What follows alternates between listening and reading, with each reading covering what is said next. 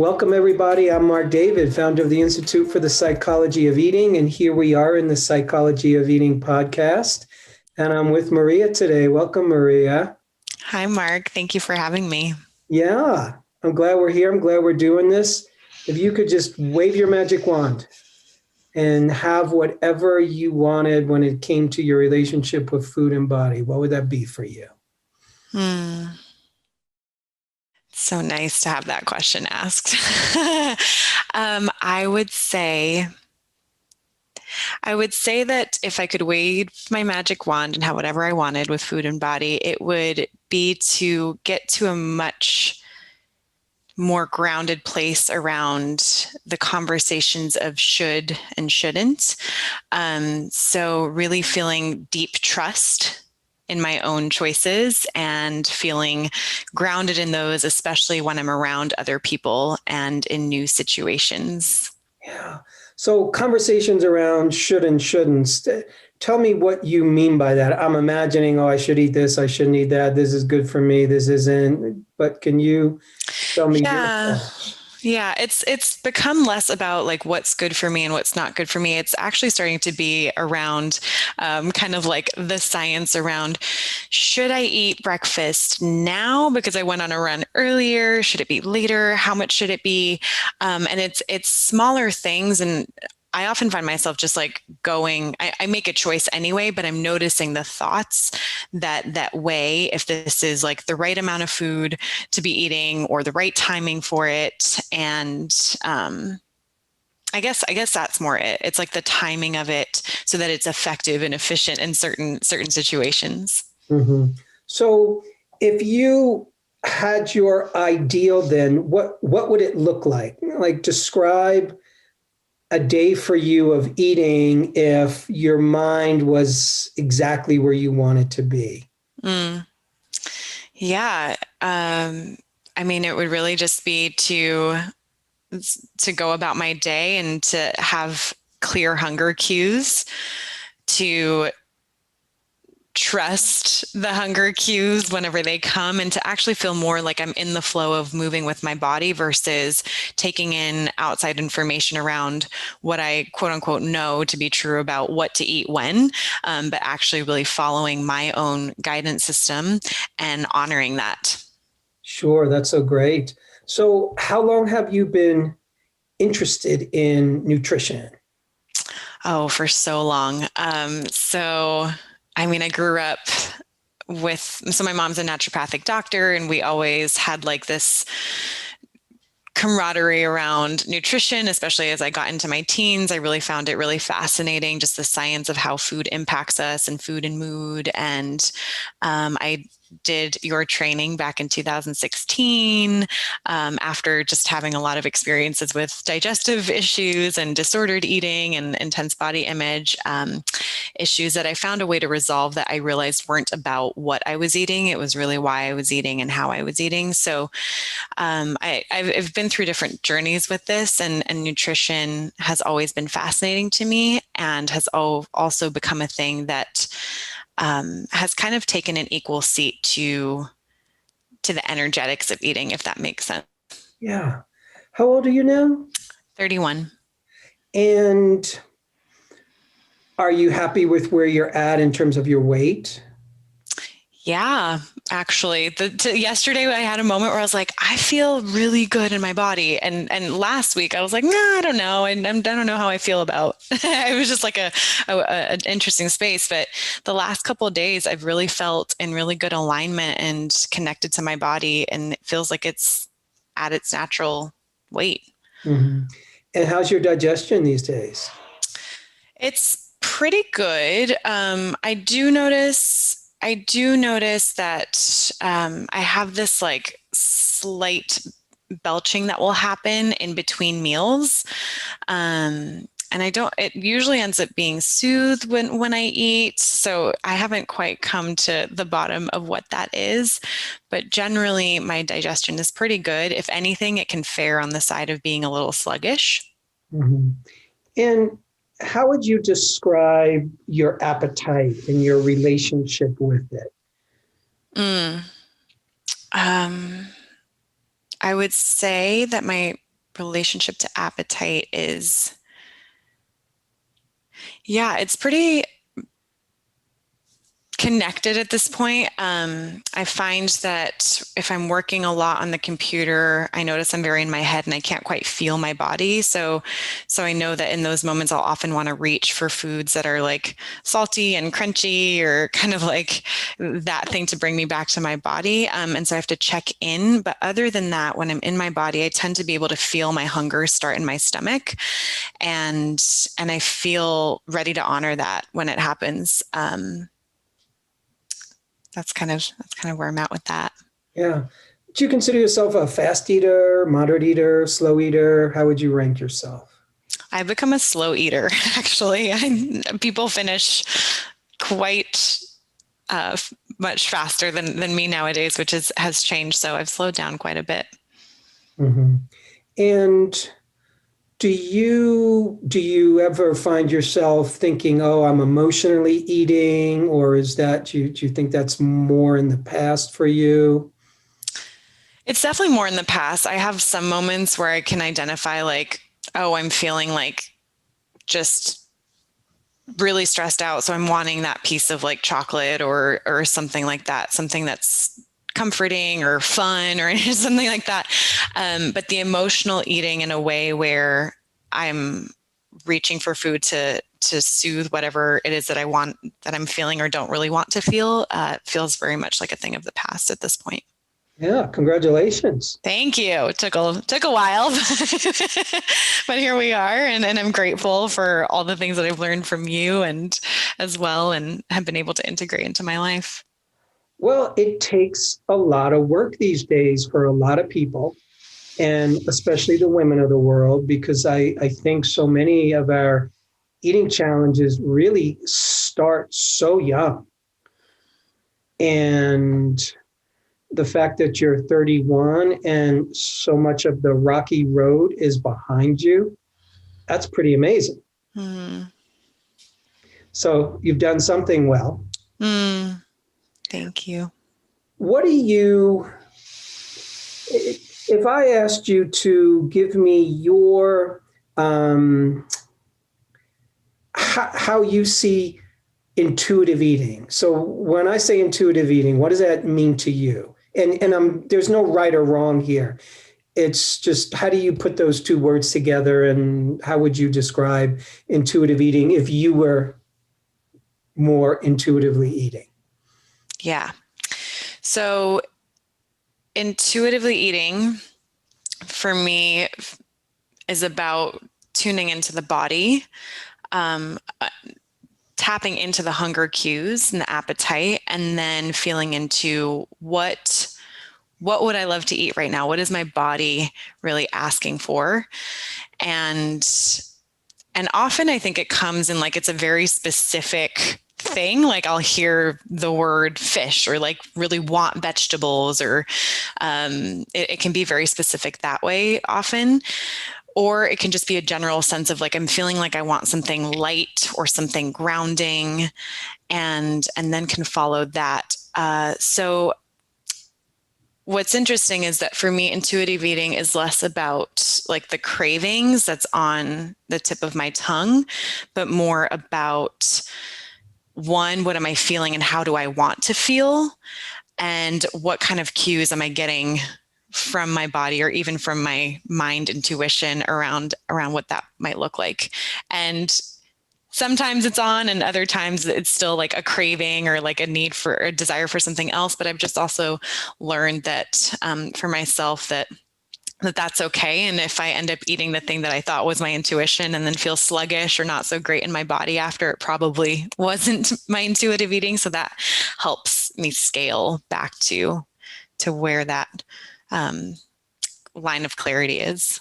Sure, that's great. I love that definition for you.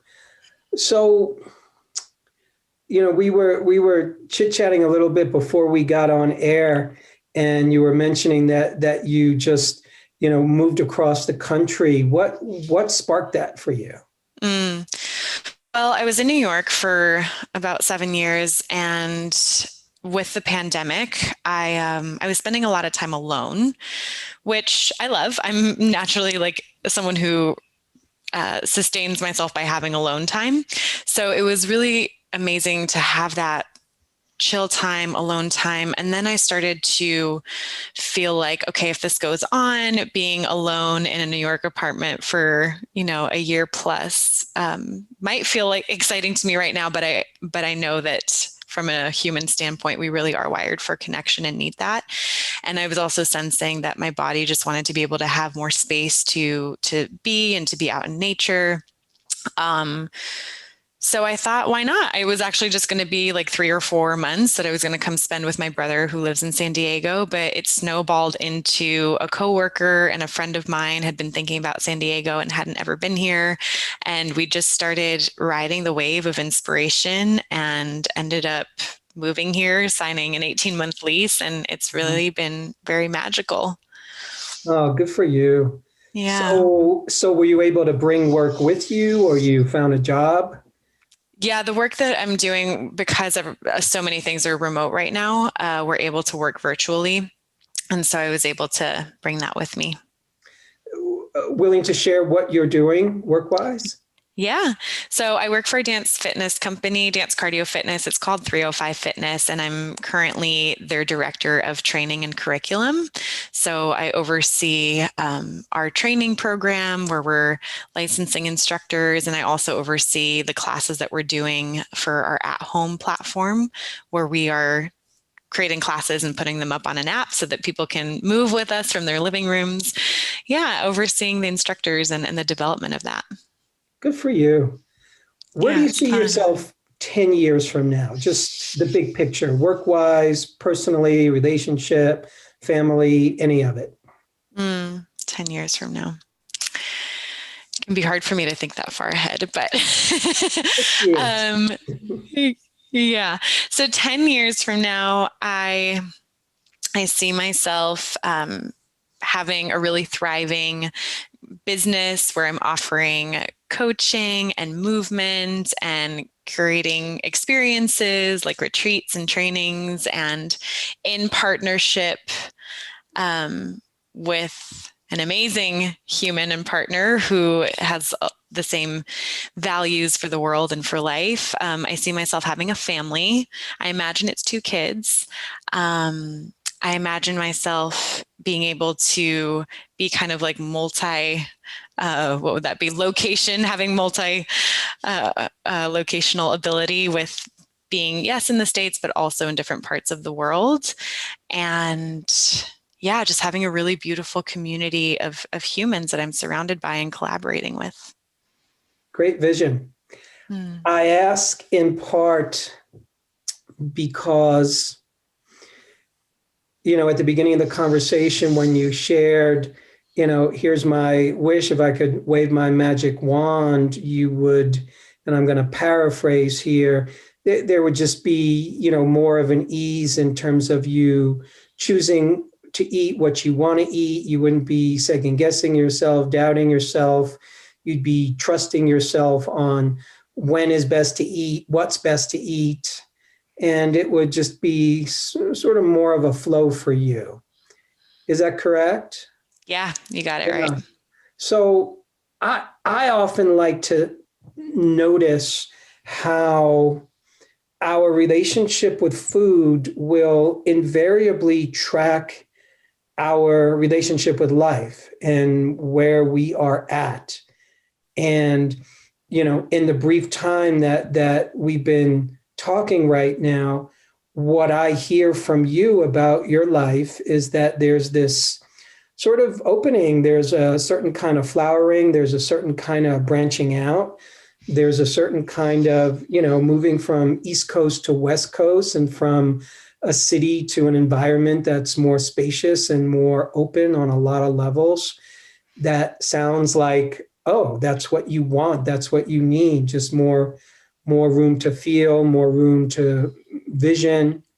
And, when I asked you where you wanted to be 10 years from now, it's just a beautiful vision for yourself where you're in business, you're living in different places, you're being successful. And to me, so much of what you've already done, just in terms of getting up and moving, it takes a lot of self-trust. And so much of where you want to go is going to mean making a lot of good decisions along the way. We don't always make the best decisions, but a lot of times, if your life is essentially working for you, I believe it tends to mean that you've made more good decisions than poor ones. So you're on the track where you want to continue to make good decisions for yourself. Because it sounds like you have, just in terms of where you've been in your relationship with food and body in your past and where you are now, you've made good decisions. So it just sounds to me like where you're at in your relationship with food is you're learning to trust yourself. And I think that that's a practice as opposed to this specific destination that you get to when you push the right button or take the right pill. It sounds like your life is about practicing trusting yourself. And now you're looking to do that as well where you're at with food right now, which is just learning to trust yourself, because there's a lot of information that you have in your mind. And I think so many people, if you're interested in nutrition and interested in health, and you read, you've heard a lot, you've read a lot, and it's not always, things are not always compatible in terms of what you read. When you should eat, what you should eat, how you should eat. So at the end of the day, it sounds like it's going to be about you trusting you. And part of that, I think, is just giving yourself permission to experiment and make mistakes. Oh, I ate that at such and such a time, and then I went and did this, and that didn't feel so good. Note to self. It sounds like you're developing your own intuitive relationship with food and body. And you're not 100% there yet, but you're well on your way. That's sort of the snapshot that I have of you right now. And how does that land for you when I say that?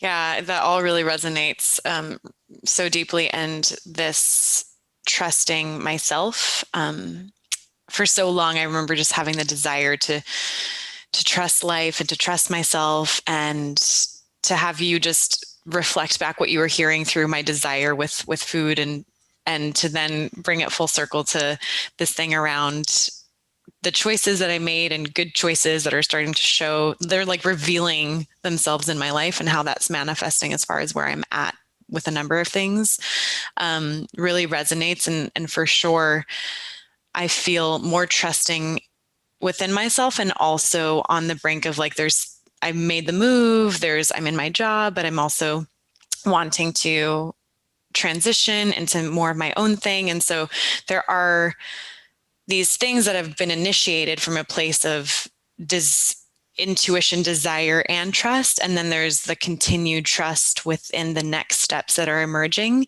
that I definitely connect with, and feels really spot on. Yeah. So food is just a reflection of where you're at in your life right now. And it's a great place, I think, where you're at. When you think of trusting your body, trusting your instincts around food, can you break that down a little more? What does that mean for you? Trusting myself around food, trusting myself around my choices.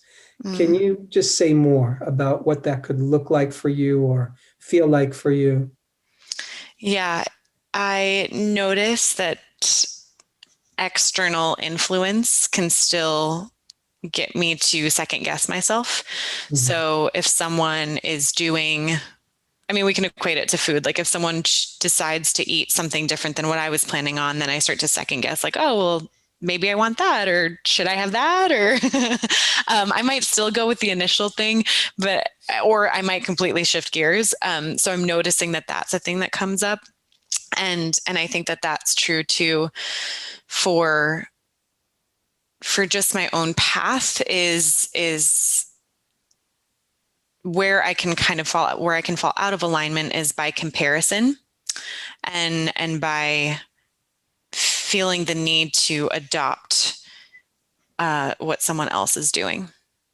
Mm-hmm. So I understand the piece about feeling the need to adapt to what somebody else is doing, meaning like they're eating a certain way or they think you should eat a certain way and you just want to go with the flow there. Is that what you mean by that? Yeah, maybe not what they think I should be doing. I don't tend to have those kinds of interactions in my life with people, but like if someone makes their own choice and then let's say I had a choice, they come into the picture and have a choice and I'm like, maybe that's what I need to be doing instead, or I'm going to totally change what I was planning on eating because yeah, I want to go over there and experience that too, or think that maybe that would be better. And comparison for you means, you mentioned comparison. Yeah, usually it looks like I'm not doing it right or I'm not doing enough is the underlying effect of that comparison, you know. So what a great thing. You know, you're learning how to trust yourself. And this is what it looks like. Learning how to trust yourself looks like, oh, maybe I should do what that person's doing. Or, oh, let me compare myself. Maybe that's the way. And, oh, wait a second. What are my body cues right now? What's my intuition? What's my higher self telling me in this moment? I think those are some of the ways that we learn trust. So for me, at the end of the day, there's nothing that you're doing wrong. You're just on your journey. And this is what the journey looks like right now. And I think trust also is, who was I talking to this about? Saying how oftentimes trust can come in two distinct flavors is what I've noticed. One flavor of trust is where you just grant someone trust. So in other words, I don't know, if you go out somewhere and you drive your car and, you know, the guy at the restaurant, they have free parking or something and they take your car and your car keys and they go park the car for you. There's a moment where you got to trust that that person's not going to drive away with your car. Now, you don't know that person, but you're granting them your trust in that moment. You make a decision, I grant you trust in the moment. So trust can often be granted. I just choose to trust myself. There's also another place where we have to earn trust. So chances are the people who are closest to you, the people that you love and that love you, you've built up trust. They've proven themselves trustworthy somehow. Your friends who have stood by you, they've kind of proven themselves. So they've earned your trust. So I think part of it is that you're earning your own trust. And part of earning one's own trust is just trial and error, trial and success. And especially noticing your successes. Where do you find that you trust yourself around food?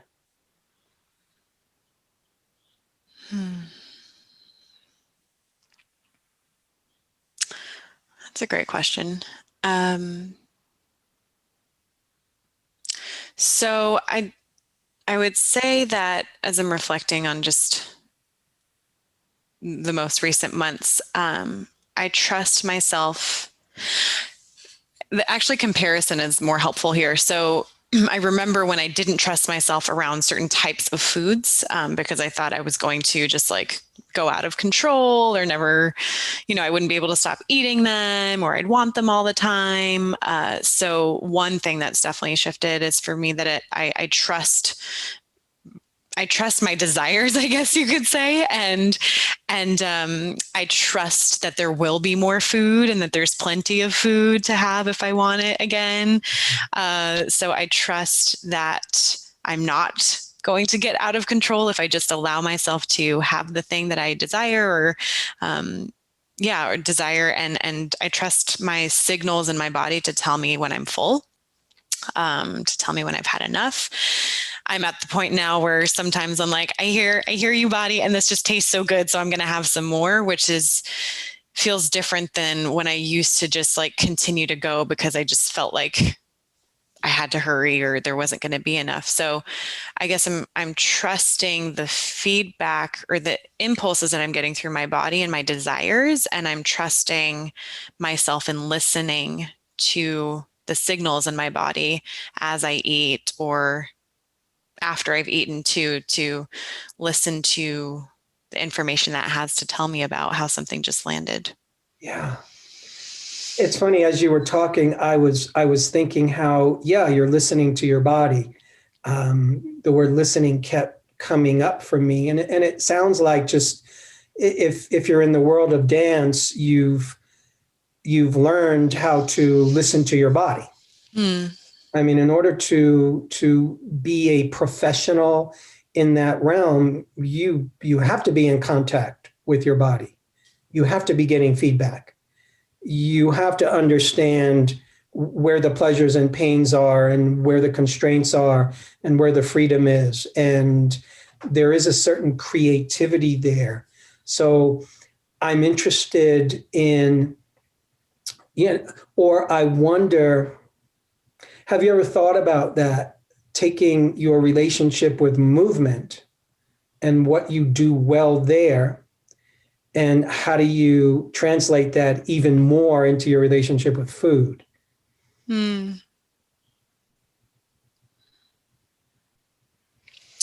Yeah, that's cool. I think that the word exploration is coming up for me.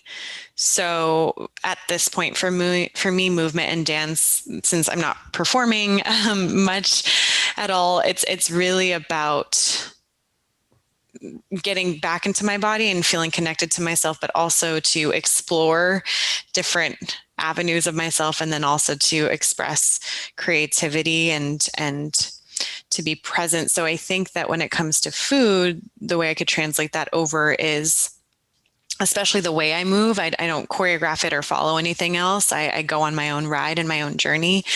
So I think that the permission is, or the carryover is, to be exploratory and to be creative with food, and to allow myself to not have to have the way. And so that means for me, if I'm translating it, that each day will likely look different. Breakfast one day might be this, or it might be that. It might be at this time, it might be at that time, but actually just letting myself go on that journey of letting it be creative, letting it be improv and intuitive, and following the signals that I'm getting as a result of those choices. And then, if I get into a position where I'm like, wow, this is really uncomfortable, or this doesn't work, then rerouting just the way that I would do with movement, or like, this feels like a dead end. Where else can I go? Bingo. I love that for you. Because honestly, even if you weren't a dancer and we weren't using this metaphor, to me, that's oftentimes how I look at our relationship with food. It's an exploration. It's a dance. And yeah, you don't have to choreograph everything. And oftentimes it's very creative, and it could look different every day. But at the same time, you have a certain repertoire of movements that you do that you like. There's certain language that you use when you move that probably shows up oftentimes. So same with food. There's certain things that you notice, oh, when I do this with food, this feels good. and I like feeling good. So I might do that a bunch more. You might notice that with dance. Certain things you do, it just consistently feels good. So it's okay to have structure in the dance. It's okay to have total free flow in the dance. It's up to you. Yeah. Which then takes it out of the realm of right and wrong. You know, you're probably not going to tell anybody, oh my goodness, you moved wrong. So, same with eating, is kind of reminding yourself when you notice your mind going to, oh, maybe I should do it this way, or should I do it that way? It's an exploration. We don't know. And it doesn't matter what anybody else has said in the past, no matter how smart they are about nutrition, no matter what any expert has said, at the end of the day, you're going to learn what works best for your body. Mm-hmm. I'm always interested in taking the nuggets of wisdom that I learned from any nutrition book, any nutrition approach, anything that I've ever heard from any expert. Like, what's the nugget of wisdom that works for me?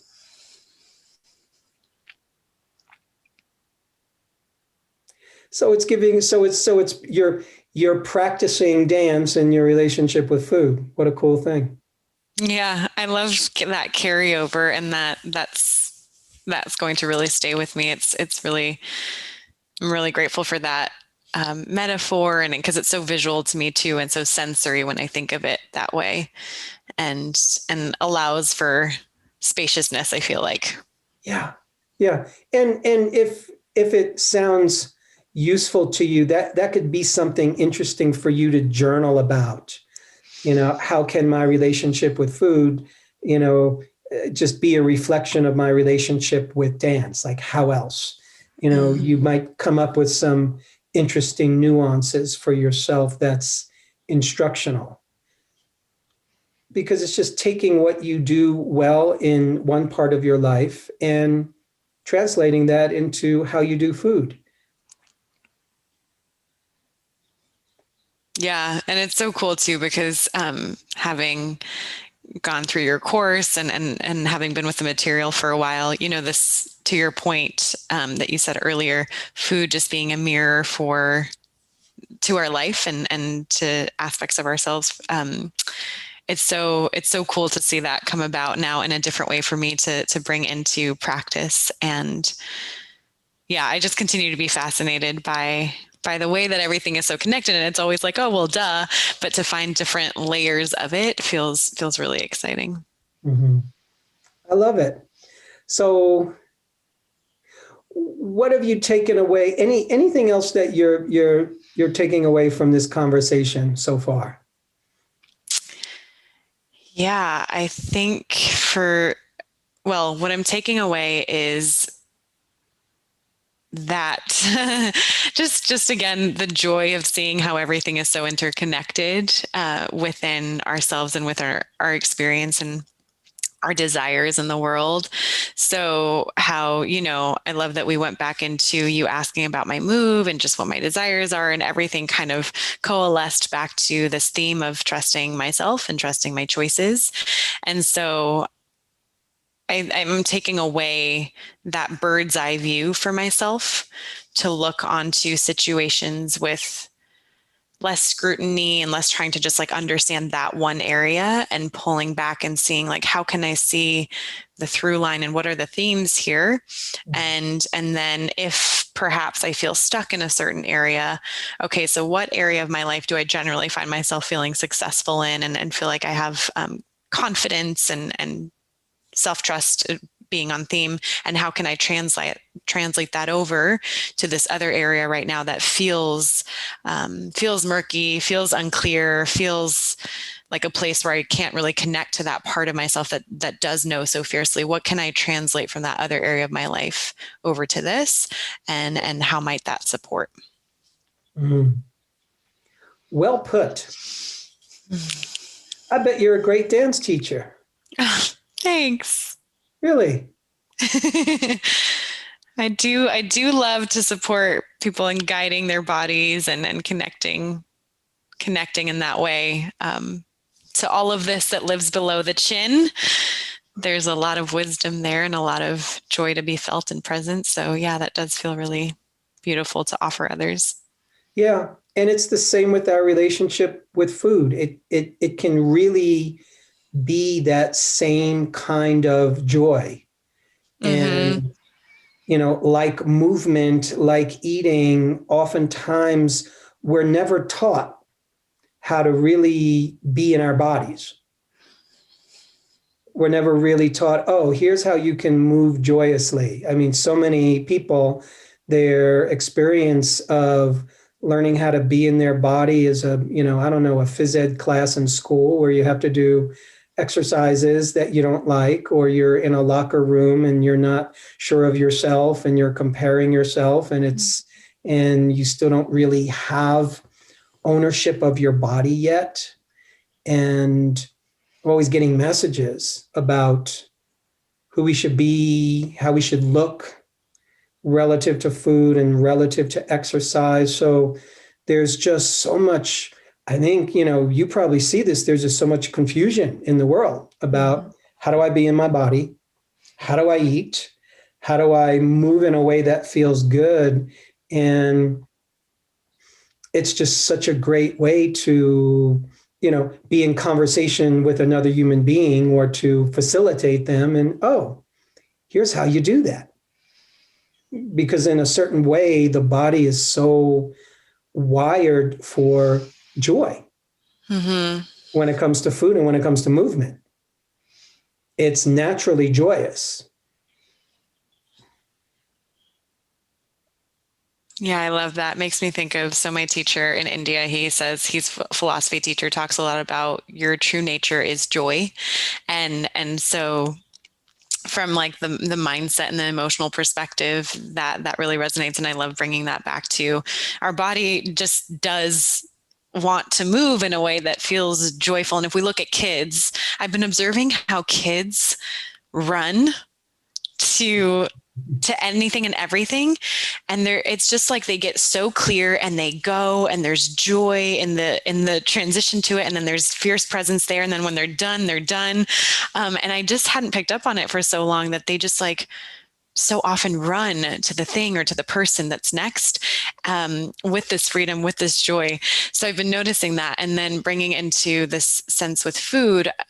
It's been so healing to be here because I live with my brother and my roommate. And so we've been cooking a lot together, and a lot of my tendencies to emotionally eat like at night, more than I necessarily needed or actually wanted, has really fallen away. And I know it's about the community for me and the cooking together. And there's been so much pleasure in the food that we're experiencing, and so much joy in sitting together. And it's just cool to have, the theory and the theory of it come into physicality, and to be really experienced and to be confirmed in that way. So feeling all of that really hold true. Yeah. I'm glad you mentioned that, because it's such a great reminder that it's easy to think that, oh, if I'm emotionally eating, I have a problem with eating, and it's a problem with food. So how do I get rid of my food problem because I'm emotionally eating? And I'm going to say about 99% of the time, emotional eating is just pointing somewhere else. It's just a symptom. Mm-hmm. And yeah, we're turning to food to make ourselves feel better, but there's usually something else that's missing, which is why I would turn to food. Mm-hmm. So it makes sense. I always say to people, if you're emotionally eating, it makes perfect sense. Yeah, really, it makes perfect sense, because you're not feeling good for whatever reason, and you turn to food, and food makes you feel good. So very natural, very, very easy. Granted, might not be the thing that we want to do. And here for yourself, you quickly discover that as soon as you have the connection that you enjoy, and the community that supports you, and the kind of intimacy that supports you, like, oh, Okay. And it's just so much easier to have a more natural relationship with food. And you didn't have to fight food. You didn't have to fight your appetite. You didn't have to battle anything. All you did was create a different environment for yourself that's more supportive. Mm-hmm. It is a good lesson in life, I think, especially when it comes to food and emotions. Yeah, especially as someone who really had a hard time sitting with my emotions for so long, it feels it's actually just that aspect of community has allowed me to also, when I'm feeling certain things want to come through, I actually more easily now, and actually it's actually my first go-to is I can now go and sit and just ask like what is actually going on, and be with what's coming through. And before, I think because I felt so isolated and didn't have community and thought that like I just didn't need it, so I was actually limiting myself from having it or creating it. I found that it was really hard to allow myself to be with what was coming up or what needed to be felt.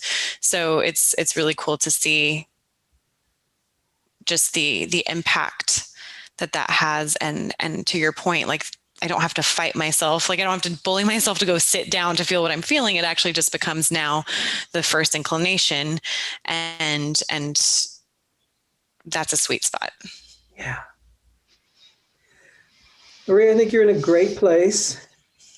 I think you just have yourself really set up for just good success, and your track record proves it. And you've just done some great work on yourself in relationship to food, to your body, to yourself as a person, as a woman in the world.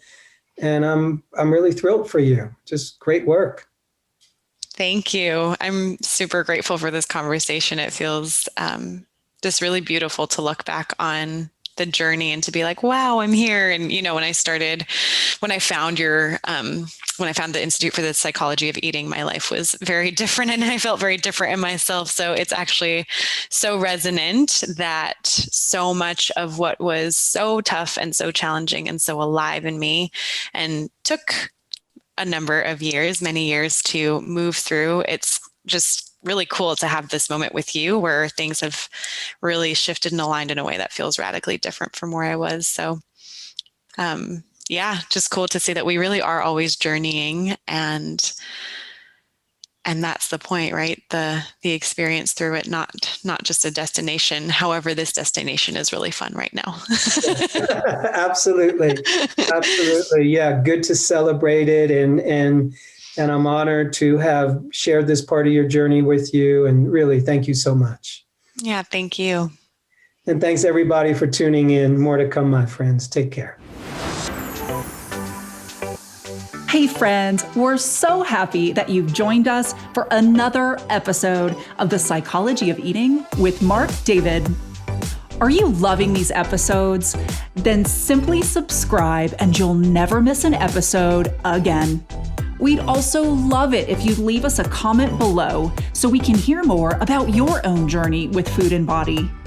And if you're curious about what we offer at the Institute for the Psychology of Eating, including our internationally acclaimed coach certification training that's rooted in dynamic eating psychology and mind-body nutrition, please head on over to our website, psychologyofeating.com. Until next time, take care. And remember, having the body you want starts with loving the body you have.